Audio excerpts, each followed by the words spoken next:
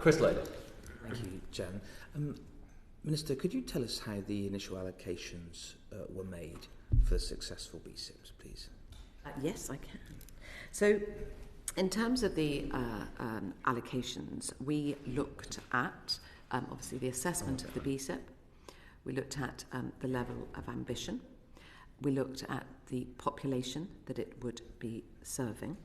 And we, in a very sort of fairly broad terms, there was one group that got quite a lot of what they asked for, and one group that we felt sort of were the middle rankers, if I may call them that, although they were, still pretty good, and they got slightly less of what they asked for. And then what we did, because then this is my other concern, and I think the committee would reflect this as well. I didn't want all the money going to certain types of places, so I then cross-checked that against car ownership, deprivation, and regional spread to make sure that we were really covering, and also obviously urban versus rural, to make sure that because as I said previously, part of this process is to figure out what works, and so we really do want it to be going to different sorts of places.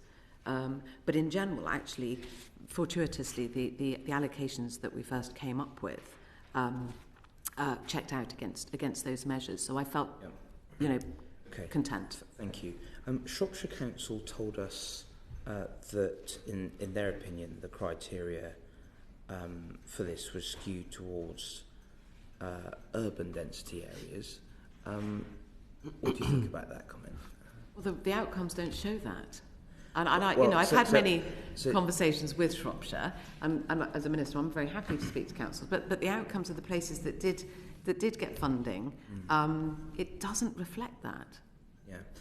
So what happens to those areas that didn't receive any funding through this process now? Right. Okay. So, as we said earlier, it is very much about focusing on those things that they can do that do not need additional funding from BSIP. Unless... Should I just help with a little bit more detail? What places are now faced with now is that a good number of bus routes are going to be terminated with effect from October. It will further isolate rural areas. It will totally disconnect market towns with the nearest hospital town or county town. And I think the situation we now find ourselves in is having had the expectations raised that BSIP and the National Bus Strategy would help solve some of the difficulties that have been experienced. We are now going to see those difficulties get worse. And I'm just wondering now, where do those areas, because there are a lot of them, Dorset is not alone, there are a lot of them, how will they fare now? I think it is worth taking a tiny step back here. I mean, throughout the pandemic, as a Transport Minister, I was always asked, gosh, what are you going to do to services, once the demand has sort of settled down and we know what demand looks like?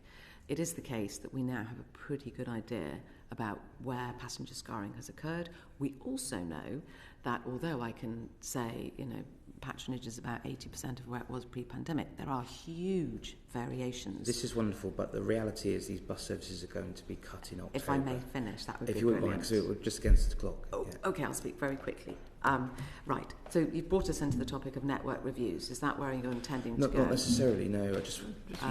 The expectation has been made that BSIP is going to be the solution for difficult situations with buses. BSIP was never supposed to support recovery services. Yep. Never. That was never the point of it. And local authorities are well aware of this because they have been asked. Hung out, didn't they, for that? But they shouldn't. But they. I'm sorry. They should have been well aware because the network reviews. So a local authority has been asked to provide not only so a network review for people. For those areas that were successful, obviously that will happen alongside their BSIP funding, but for those areas that are unsuccessful, they still need to provide a network review. And that has always been the case. And Well, I don't know if you want me to go into any more detail. No, it's fine. I mean, it's just basically, I think where we've got to is that what you're telling us is that there is nothing else going to happen that will prevent further bus cuts in the coming months for those areas that have not been successful. Is that right? BSIP funding is not intended to support services that would otherwise have continued under recovery funding. That has always been the case. So if I could just drill in a little bit more, then you mentioned a little bit earlier, I think maybe Stephen did, about the 3-year funding, in brackets £15 million, for local authorities that were not successful. Yep. I took from that, maybe wrongly, that would go to help those authorities in this difficult situation. If I got that wrong, could you tell us what that £15 million would be for? It's for capacity and capability for enhanced partnership officers. Remember, an enhanced partnership has all sorts of things in it that don't need funding. Okay, and also what we must remember, there's been an awful lot of focus on the BSIP funding. Existing funding to buses remains. There's still existing funding. You still get BSOG. You still get your concessionary fares. We have given local authorities flexibility as to how they choose to return their concessionary fares payments back to pre-pandemic levels. They still have funding from the block grant, some of which is specifically for bus services, and some councils choose not to use it. So when you say the block grant, do you mean the revenue support grant? Yeah. Yeah. So for places like Dorset that have zero revenue support grant, what's the solution there? I can't comment on Dorset specifically. No. But we're not alone. The point I'm trying to make, I'm not trying to make a big thing about Dorset, but we're not alone in that scenario. Okay, so what we have done is we have tried to provide recovery funding for as long as we possibly can in order for the market to stabilise.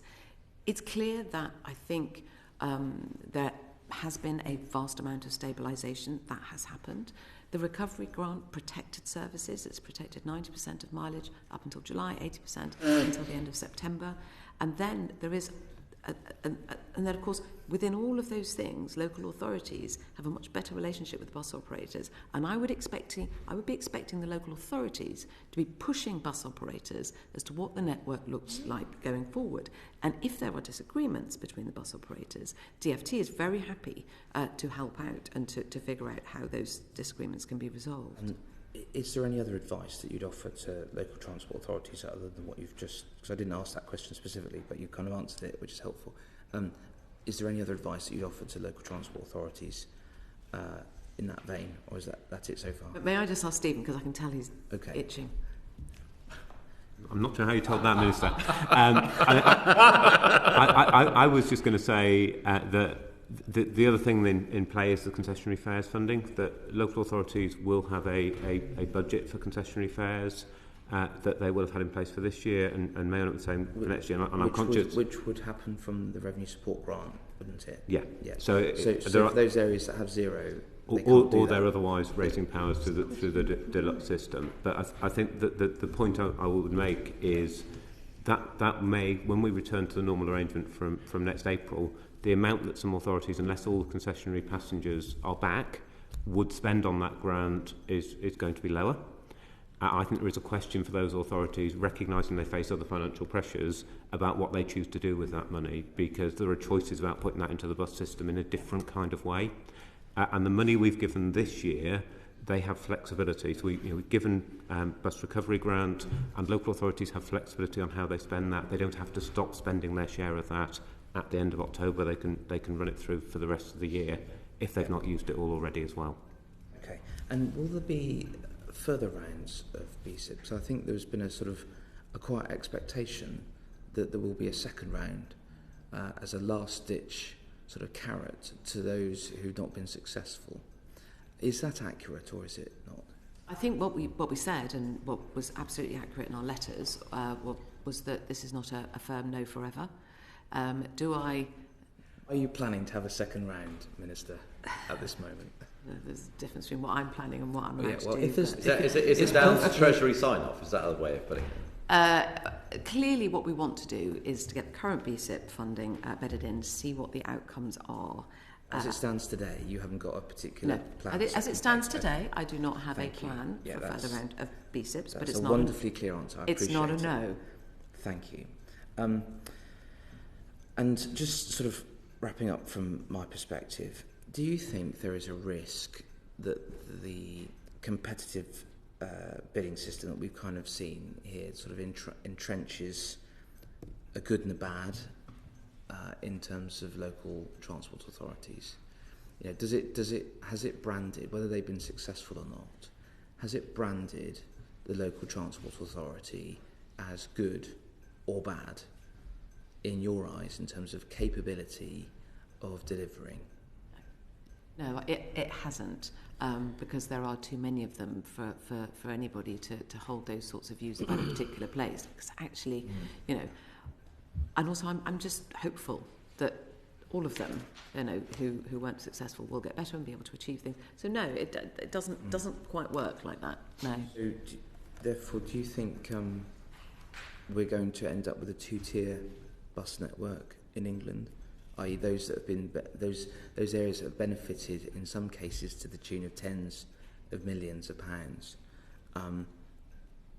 compared to those areas that have no block grant, no revenue support grant, who have to fund the concessionary fares, even though they may have a high tourism area, from the council tax income, and bus services otherwise are run commercially?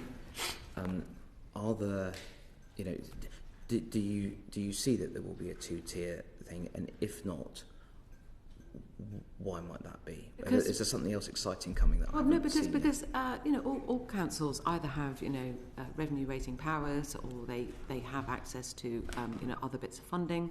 So, for example, you could see some local authorities bidding and levelling up fund for capital to put in bus priority, which of course is key to improving services. So is that the advice then to those who have not been successful, that their avenue forward, or the only option for them forward, is to resubmit into a levelling up fund set up? Is that the avenue now for them? I think far be it for me to advise councils, but they do know where the options are. Existing funding stays in place. This is additional funding. So I think we mustn't forget that where a council, let's call it Dorset, was 3 years ago, they're in the same place. The only thing that has changed is that many people in Dorset have now chosen not to travel. And we now have to make sure that our bus network can serve the people as well as it possibly can. The key point there is that from zero funding to zero funding in terms of the block grant is the key point. I can't comment on the block grant, no, so obviously indeed. that is. But you know, money comes into the council from somewhere. I think where those impressions have been, those expectations have been raised. Chairman, back to you. Thank you very much. I know Ruth wants